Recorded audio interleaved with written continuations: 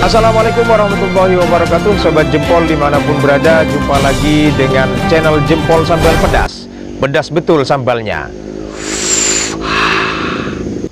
19 Januari 2022, dua jenazah warga Kabupaten Jember tiba di rumah duka. Dua jenazah ini adalah korban kecelakaan speedboat yang membawa imigran Indonesia ke Malaysia. Kecelakaan terjadi pada 14 Januari 2022 lalu. Tragedi kecelakaan laut yang membawa imigran Indonesia ke Malaysia ini sungguh menjadi hal yang sangat ironi. Bagaimana tidak, sejak Desember 2021 lalu sudah terhitung ada 3 kejadian laka laut yang menewaskan puluhan nyawa imigran Indonesia. Seputar News menyebutkan pada tragedi 15 Desember 2021 lalu, 21 imigran meninggal dunia, 13 lainnya selamat dan 16 lainnya hilang. Lalu pada 25 Desember 2021 kejadian serupa terulang lagi. 10 orang dilaporkan tewas dan 35 lainnya selamat. Terakhir 14 Januari 2022 kecelakaan terjadi lagi. Dua warga Jember sepasang suami istri menjadi korban meninggal dalam tragedi tersebut. Keduanya adalah SA warga Kecamatan Ajung Kabupaten Jember dan SR warga Kecamatan Bangsalsari Kabupaten Jember. Lalu bagaimana tanggapan warga dan tokoh masyarakat dengan rentetan tragedi tersebut? Berikut tanggapan warga. Pertama, saya sangat prihatin dengan kejadian ini, Mas. Kedua kalinya pemerintah, mulai pemerintahan desa sampai pusat, memberikan perhatian khusus terhadap warga desa agar kejadian-kejadian seperti ini tidak terulang lagi. Kejadian yang seperti ini butuh partisipasi dari semua elemen, baik masyarakat sipil, terus kemudian menegak hukum, penyelenggara dalam artian ya pihak Disnaker dan Transmigration. Jadi untuk meminimalis agar kejadian ini tidak terulang lagi. Baik, terima kasih. Ya, harapannya ke depannya semoga kejadian-kejadian yang seperti ini tidak terulang lagi ke depannya, itu saja. Untuk pemerintah desa dan pemerintah pusat memberikan perhatian khusus agar kejadian seperti ini tidak terulang lagi. Saja tidak bisa. Masalahnya bagaimana? Ada banyak yang sudah pakai ilegal itu bersukses, Pak, dalam sebuah perekonomian. Apakah perlu itu ditolak? Ya harus sebenarnya, akan tetapi dengan adanya ilegal itu apa namanya itu, pekerja ilegal itu kan cari duit, Pak. Haruskah menolak? Bisakah desa menampung dengan kepentingannya? Artinya berarti kepentingan perekonomiannya. Pihak desa harus bisa menjawab masalah perekonomian masyarakat yang Iya. Sekarang saja itu pajak semakin naik. Trust untuk kepada kepemerintahan sudah mulai terbangun dengan tidak begitu percaya dengan pemerintah. Apanya? Jujur saja kalau saya. Menurut Pak Nurdin, hal yang sangat urgent di pemerintahan desa, sebaiknya pemerintahan desa melakukan apa sehingga bisa menekan angka pemberangkatan TKI ilegal? Jangankan pemerintah desa, ini tugas para pemerintah pusat, Pak, bukan hanya pemerintah desa. Kalau pemerintah desa ketika ditanya, loh Bapak sanggup membiayai saya, mau diambilkan dari mana? Ya, sedangkan potensi desanya adalah potensi miskin, Pak. Iya kan? Apalagi yang namanya Curah Kalong, desa yang sangat luas, rakyat yang masih dalam tataran perekonomian rendah. Ya ndak bisa, Pak, ya ndak bisa. Ini yang mampu menekan adalah pihak-pihak terkait. Artinya ketika ini bisa masuk begitu kan sudah ada tangan-tangan lain loh. Ada tangan yang di atas ini, Pak. Contoh semisal lewat melalui Batam, semisal ini. Berarti ada pemerintah sana yang bisa, asal ada surat dan lain sebagainya, yang bisa masuk. Jangan pemerintah desa, Pak. Kalau pemerintah desa, saya rasa ya tidak bersalah lah dalam hal ini. Untuk menekan hal itu, desa sudah mulai menekan. Artinya desa sudah ada beberapa potensi yang dibangun secara perekonomian maupun apa semampu beliau. Semua kepala desa, Pak, semua kepala desa, tidak terkecuali pemerintahan yang sekarang ataupun yang terdahulu, kan begitu. Permasalahannya tadi intinya adalah permasalahan ekonomi masyarakat, kan begitu.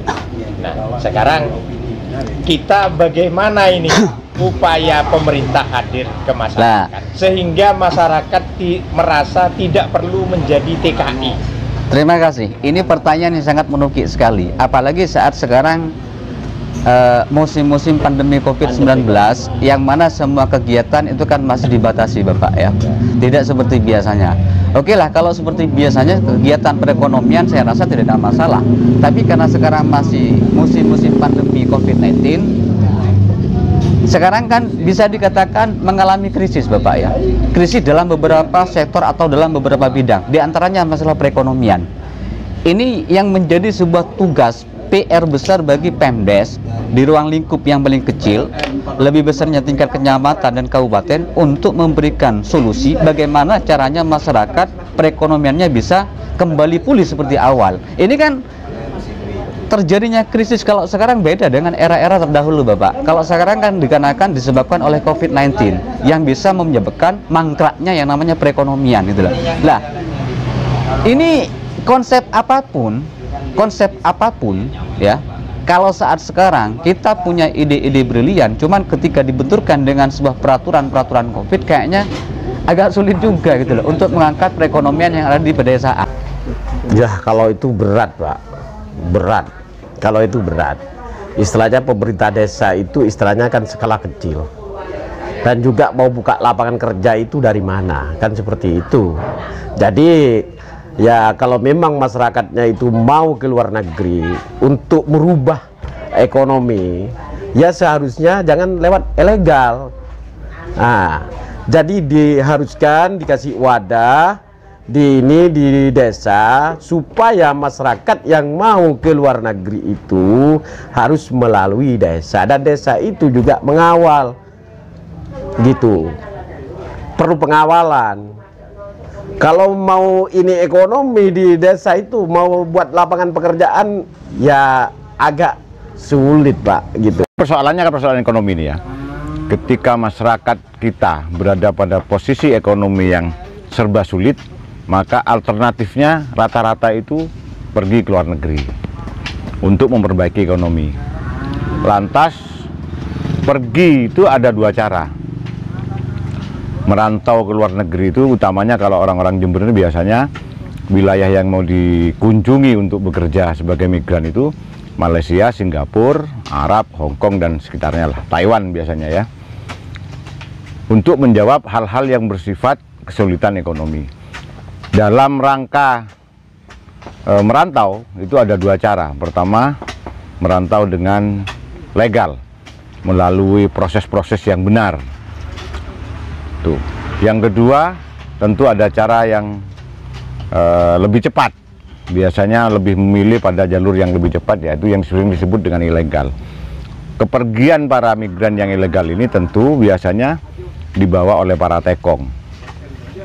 Menyikapi yang terjadi di Jember, pertama di Kaliwining, ya, ketika ada kapal tenggelam yang mau masuk ke negeri jiran, warga Kaliwining, kebetulan perempuan, ini kan persoalan hari ini. Jauh sebelumnya, bertahun-tahun sebelumnya sudah banyak kejadian tentang TKW dan TKI.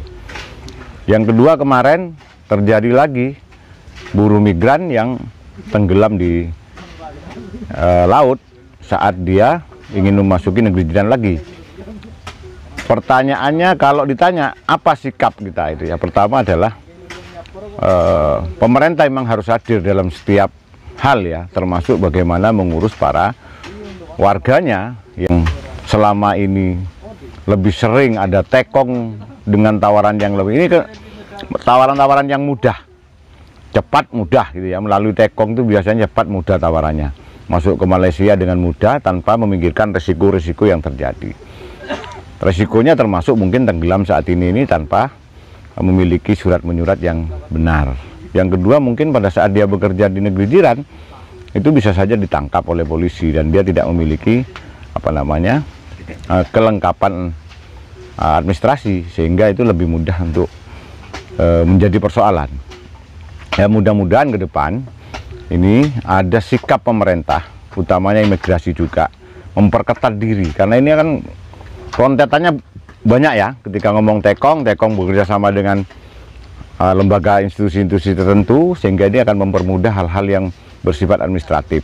Bahkan mungkin ada juga yang bersifat pemalsuan administratif untuk bisa mempercepat pengurusan administrasi. Tentu ini harus ada campur tangan pemerintah untuk melakukan upaya-upaya memperketat, memperkecil, meminimalisir para tekong ini mencari nasabah di bawah. Karena kalau ini dibiarkan akan ada kejadian lagi yang terulang-ulang nanti akhirnya. Perbaikan ekonomi. Perbaikan ekonomi mestinya jadi jawaban ya, dan ini menjadi sesuatu yang memang tugas negara. Meskipun ini bukan hanya tugas negara, tapi tugas kita bersama juga. Harus ada terobosan-terobosan baru. Bagaimana dari pemerintahan desa sampai pemerintahan pusat, presiden itu memikirkan bagaimana perekonomian rakyat itu bisa tumbuh secara kreatif, sehingga ini mungkin perlahan-lahan bertahun-tahun nanti secara kumulatif nanti akan mengurangi hasrat, keinginan untuk memperbaiki diri secara ekonomi itu untuk pergi merantau. Tapi dengan di desanya saja dia sudah bisa hidup. Itu yang paling penting. Misalnya UMKM ditingkatkan, misalnya ada bantuan-bantuan pendanaan terhadap pelaku-pelaku ekonomi kerakyatan dan sebagainya. Ini perlu dipikirkan. Toh ada APBN, ada APBD itu ya. Ada juga pula partai, ada pula perwakilan partai yang disebut dengan DPRD. Lah DPRD mestinya ini menjawab ya. Kalau kita kontekan pada Jember ini dengan 2,7 juta penduduknya, tentu data statistik mengatakan 60% miskin, maka tugas pertama adalah baik eksekutif maupun legislatif, tugas pertama memikirkan 60% rakyatnya yang miskin ini bagaimana itu ya. Sehingga orientasi APBD-nya menuju kepada kesejahteraan rakyat itu. Lalu bagaimana tanggapan Kepala Desa Curakalong dan upaya-upaya apa yang akan dilakukan oleh pemerintah Desa Curakalong untuk menekan terjadinya pemberangkatan imigran ilegal ini? Berikut tanggapan Kepala Desa Curakalong Haji Abdul Qadir. Ya, terima kasih. Alhamdulillah, terima kasih. Kalau termasuk data tersebut itu saya belum pasti ada ya. Jadi yang ilegal atau yang legal itu belum ada di desa gitu loh. Karena apa? Karena data-data tersebut, jadi orang tersebut kalau mau keluar negeri itu tidak minta keterangan desa, langsung ke Jember bikin paspor gitu lah. Dan kadang paspornya bikin di Batam kan gitu kan. Jadi repot kalau kita termasuk untuk mengumpulkan data tersebut. Oh, jadi memang selama ini warga-warga yang menjadi TKI itu tidak melalui tidak memberi ke desa. Gitu. Nah, sekarang begini Pak Kades. Upaya apa kira-kira yang akan dilakukan oleh pemerintah desa untuk menekan kejadian yang sama terulang lagi? Ya, seperti yang kemarin saya sampaikan ke masyarakat warga kami, apabila nanti semuanya ke luar ya, ke Malaysia, harus kita, termasuk pertama harus minta izin ke desa. Jadi dengan data-data tersebut insya Allah mungkin sudah ada di desa gitu. Dan lagi saya anjurkan ke masyarakat jangan sampai lewat belakang, termasuk kita. Faktor sehingga mereka itu bisa ke luar negeri tanpa kelengkapan legalitas, Mas, itu apa? Nah, itu karena ada yang bawa, Pak. Iya kan, ada yang bawa. Contoh termasuk sampean ya, yang bawa ada orang di sana. Nah, itu langsung dibawa, bikinkan paspor di luar gitu loh. Nah, itu yang lihat seperti yang mana itu, yang kejadian kemarin itu kan termasuk itu tidak tahu, termasuk desa ya, tidak tahu desa Romoro, yaitu ada surat atau ada WA bahwa warga kami meninggal di sana. Selama ini sebelum saya tidak tahu. tekongnya siapa, yang bawa siapa belum saya tahu. Sekali lagi Pak, himbauan Pak ya, seandainya di sini ada disnaker ya, seandainya di sini ada pemerintah kabupaten ya Pak ya, itu apa himbauan Bapak terhadap pemerintah Pak? Ya supaya nanti ya mudah-mudahan dengan adanya itu ini suatu apa ya, kejadian luar biasa termasuk warga kami. Ya alhamdulillah termasuk semua instansi sudah mendukung kami, warga kami, sehingga dari tempat sampai kembali ke rumah kan gitu, ke asal ya, terima kasih. Cuma nanti dari pemerintah ada penekanan ke masyarakat apabila nanti ada TKI yang mau ke luar luar negeri, ya harus ditindaklanjuti kan gitu. Artinya sedikit perizinan itu ditekan. Iya, harus perizinan tersebut. Nah, kalau desa contoh sama sampean mau ke ke luar negeri, dulu sok saya mengalih sampean kan gitu kan. Kadang-kadang sampean ada sebenarnya saya mau ke sampean, ya saya mau berangkat. Ya monggo, itu hak warga kami. Mau berangkatnya itu terserah hak masyarakatnya kan. Apakah tidak ada terobosan baru sehingga mereka itu bisa bekerja di desanya sendiri atau di usaha di desanya sendiri Pak, dari pemerintah desa Pak? Itu selama ini tidak ada. Jadi saya kalau warga kami yang kemarin itu termasuk punya kebun termasuk di wilayahnya ya. Juga biasa kalau utara itu kan kampung keburu tani kan, iya kan, keburu tani ya biasa seperti itu. Cuma dengan tekong itu Pak, ya dengan tekong iming-iming ya punya gaji besar, bisa beli ini kan itu Pak. Ya itu yang bisa. Baik, terima kasih. Iya. Dan bagaimana tanggapan Camat Bangsalsari dengan kejadian tersebut? Dan koordinasi seperti apa yang akan dilakukan pihak Kecamatan Bangsalsari dengan pihak pemerintahan desa agar dapat meminimalisir kejadian-kejadian serupa terulang lagi? Berikut tanggapan Camat Bangsalsari Supriyono. Ya, terima kasih teman-teman dari Jempolindo dan Publik Nusantara kaitan dengan meninggalnya Mbak Siti Rofiqoh yang diduga sebagai sebagai orang yang mencari kerja ya, sebagai emigran ya, ya yang akan mempertaruhkan nasibnya di Malaysia. Itu sementara dugaan dan keyakinan kita semua tentang Mbak Rofiqoh. Kemudian muspika seperti apa, yang jelas kita pertama prihatin atas kejadian ini karena kebetulan pada waktu itu Mbak Rofiqoh bersama suaminya gitu ya. Ini sebuah kejadian yang sangat tragis sekali gitu ya. Untuk itu kita sebagai pimpinan kecamatan tentunya pertama kita tidak ingin kejadian ini terulang lagi lah ya, khususnya yang menimpa Mbak Rofiqoh secara khusus dan umumnya masyarakat Jember gitu ya. Untuk itu yang selanjutnya ya semua pihak bagaimana memperketat perizinan yang terkait termasuk perjalanan ataupun yang lain ya, apalagi yang ada kaitannya mungkin disnaker. Dan saya pikir kalau namanya tenaga ilegal itu ya mestinya mereka tidak mengabaikan aturan gitu ya. Tapi memang persoalan perut dan aturan itu memang beda juga gitu ya.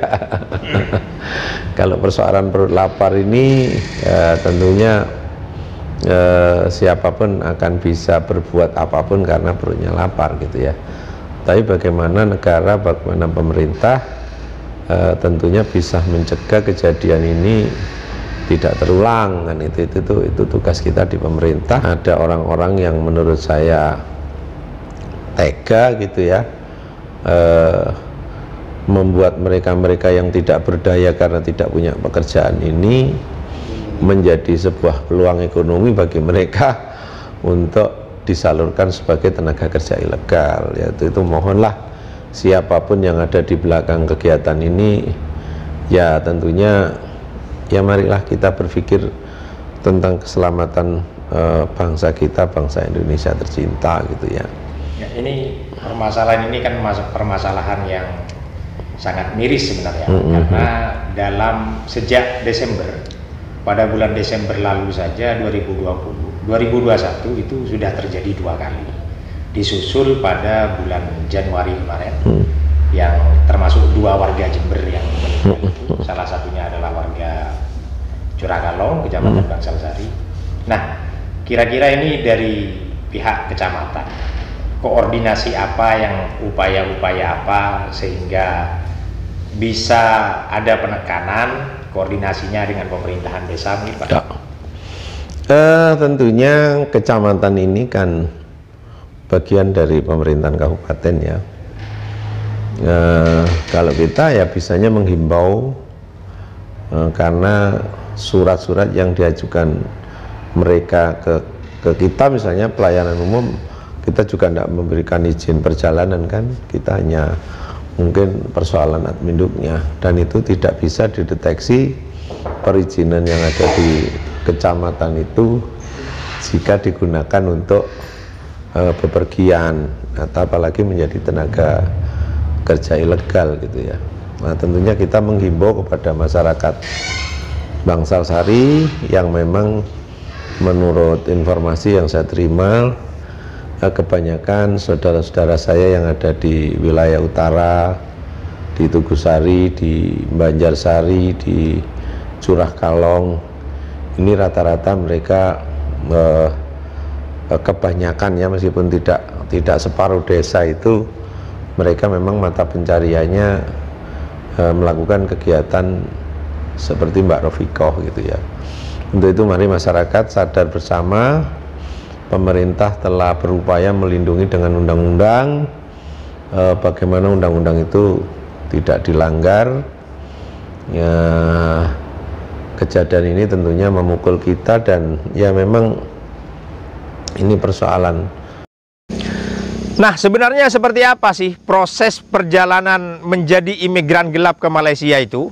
Berikut keterangan Budi yang pernah 2 kali menjadi imigran gelap ke Malaysia. Tekong ini tidak mau tahu sudah dengan ya tidak mau tahu ini. Sudah dia pulang, cabut sudah. Nah, terus nanti nyampe di Malaysia tempatnya untuk kerja dan untuk makan itu bukan tanggung jawab Tekong berarti? Bukan, itu kan Tekong laut, Tekong daratnya itu ada yang menjemput. Gitu ya. Tapi kalau sudah ketahuan pihak aparat sana, Tekong daratnya itu juga nggak ada sudah. Udah dikejar masing-masing sama polisi itu. Tinggal nasib sudah sama polisi Malaysianya. Jadi kalau umpamanya ternyata nggak ketemu dengan Tekongnya, itu cari cara hidup sendiri berarti sudah ya? Iya, pasti itu sudah. Maksudnya mengadu nasib itu. Tempat tidurnya tidak ada yang mengantar, dan di tempat yang sampean waktu itu tidak tahu itu berada di mana. Tidak tahu mau ke arah mana, sebetulnya tidak tahu. Kalau sudah mendapat hambatan, artinya sudah diketahui pihak maritim sana itu, baik yang di pesisir itu kan sudah dikejar. Dia nggak tahu mau kemana, itu nggak tahu sudah. Dan Masnya ini pernah punya pengalaman saat turun setelah berenang sampai di pantai itu nggak ketemu dengan Tekongnya? Nggak ketemu, karena yang ada polisi sudah menghadang, tapi saya lolos dengan teman saya dan diburu selama 2 hari 2 malam. Akhirnya saya hanya bisa makan buah kelapa yang saya ceritakan tadi, dikupas dengan mulut aja, dan ubi kayu, pakis kalau di sini mentah itu saya makan, janji boleh hidup. Mau kemana itu, apalagi mau kerja, mikir saya ini mau kemana sudah nggak tahu. Bekal tidak ada? Bekal sama sekali sudah tidak ada. Wong baju semua kena buang kok, nggak mikir sudah. Untungnya jadi pakaian nggak ada, uang nggak ada? Nggak ada. Walaupun ada uang, kita mau beli sama siapa? Di situ kan masih jauh dari rumah itu, berpuluh kilometer masih itu. Kadang ada perkampungan, tapi kita mau ke perkampungan kan takut. Kita kan orang asing. Jadi setelah melompat itu, di situ itu sudah mengadu nasib. Mengadu nasib. Antara hidup dan mati. Antara hidup dan mati disitulah. Dan antara bebas atau ditangkap polisi. Iya, betul. Demikian reporter Jempol Sambal Pedas Jember, Pak Jitu melaporkan.